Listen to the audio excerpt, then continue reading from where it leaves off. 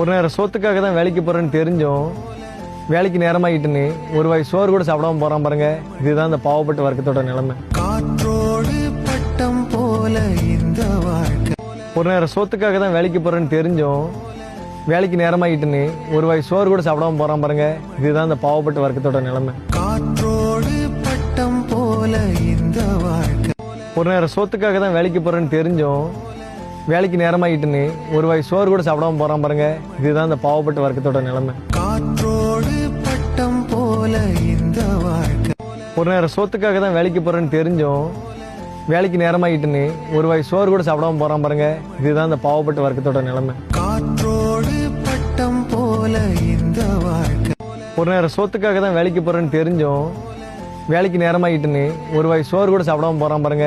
இதுதான் இந்த பாவப்பட்ட வர்க்கத்தோட நிலைமை. காற்றோடு பட்டம் போல இந்த வாழ்க்கை. ஒரு நேரம் சோத்துக்காக தான் வேலைக்கு போறேன்னு தெரிஞ்சு